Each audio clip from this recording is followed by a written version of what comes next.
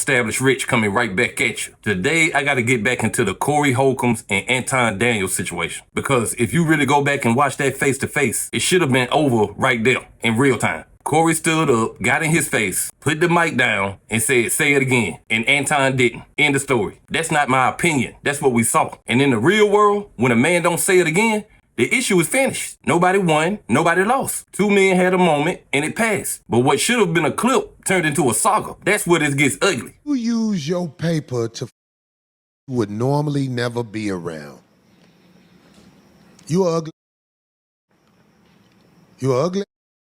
You brag on having no children out of wedlock. You got a picture of his daughter? I'm a dirtbag. You got a picture of his daughter? This mother brag on not having no children out of wedlock. What happened, D? It crashed. That's the broad. We good. You got the clip with his wife? What? Yeah, you got the wife. Play the clip with that nigga wife. By the way, if I get under your skin, you know where I'm at, homie. You know, don't nobody want no kids with you. Don't nobody want no kids with you. Your prime years, you was a scammer. You was doing scams. Now that you older and found a way to manipulate, get dude it's off like the trying screen. to break a fever, but you don't know what long-term damage that could make.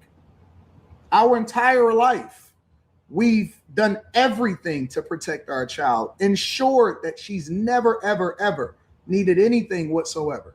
Pray for me and my family. And at this point, I've been advised not to say anything else about it. So that's all I've been authorized to say. Had a couple emergency phone calls. The only thing that I can say at this point is that I can't say anything else about it. First, I need to go and make sure that my daughter is okay. And so it's a lot of tests. I'm not sure if she got to get pulled out of school for the rest of the year. This may affect her in that way. So I have to make sure that she's okay. She's no longer safe even going to school anymore. We got to protect our babies. Under no circumstances will I ever allow for my daughter to go under. So wait a minute. Are you guys telling me, some of you, because I see the overwhelming majority of you are logical, are you guys telling me that it is okay for people to go after underage children? I have to figure out how to pick up the pieces. I have to figure out how to pick. Corey, he won. Corey and Craig, you win. You win, I give up. I have to figure out what collateral damage happened after that. You guys win. I got to figure out how to pick up the pieces. Family is in shambles. Daughter is in shambles. Literally having my wife take her over to get evaluated and figure it out, because crying inside of the principal's office trying to figure out what to do. I'm in shambles. Now, we're not talking about what happened. We're talking about how they handled what happened. After that moment, the strongest move either one of them could have made was silence. Let the clip live, let the people argue, let the internet do what it do. But both of them did the same thing. They started talking. And the more they talked, the smaller both of them started looking. Corey went back on the 5150 show and started firing back. But he didn't just fire at Anton. He fired off on his whole family. His wife, his daughter, and I don't care how disrespected you feel. That's a weak move. That's below the belt. That's the move of a man whose pride is still hurt. And I got love for Corey, but I'm just calling it what it is. You don't drag a man's child into a dispute between two grown men. That ain't comedy, that ain't defense, that's escalation. And on the other side, you got Anton running around acting like he was about to do something, like he was ready, like they was holding him back. Bro, we saw the tape. You don't get to narrate over video evidence. You don't get to rewrite what everybody watched. When Corey said, "Say it again," you didn't. You're not gonna come and see what. See, I suck in, nigga. We can go out back right now. Fuck, I am. We can go out back right now. I'm with it. I bet you won't say that shit. You're not gonna come and see what. See, I suck in, nigga. We can go out back right now. Fuck I see I suck in, nigga. We can go I'll out back show you right who now. the fuck I am. We can go out back right now. I'm with it.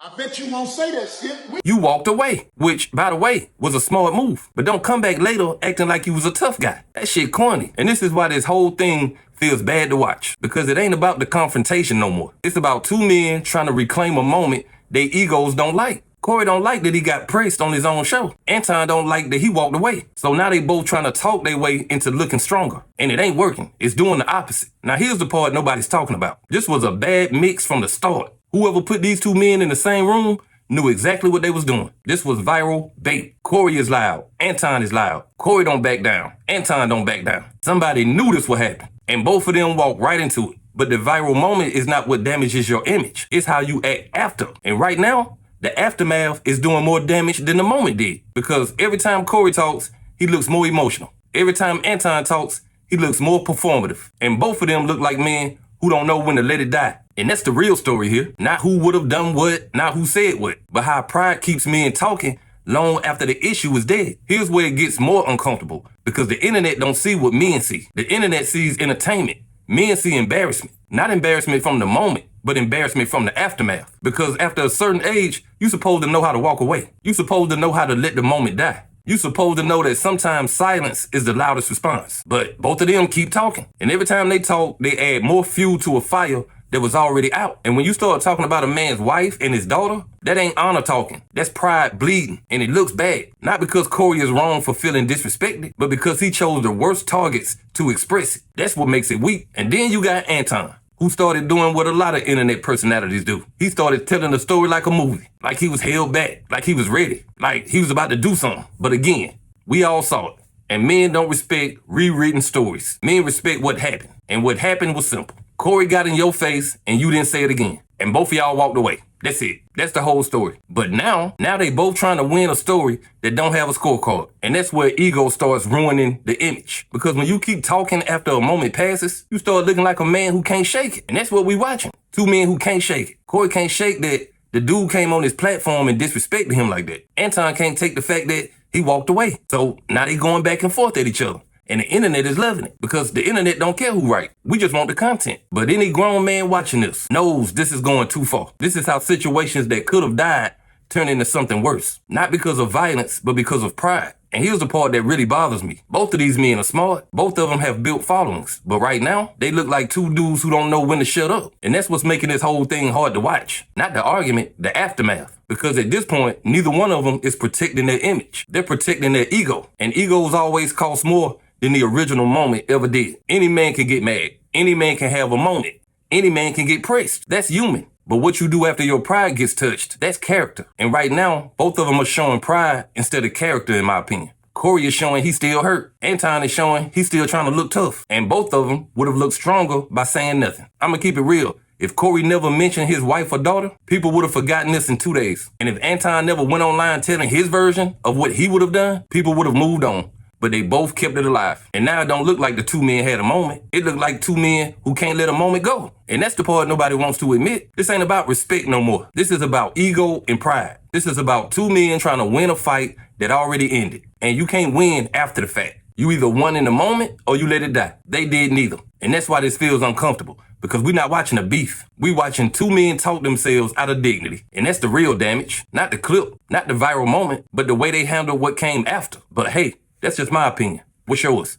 Like, comment, subscribe. Established Rich. I'll be back with another one. Peace.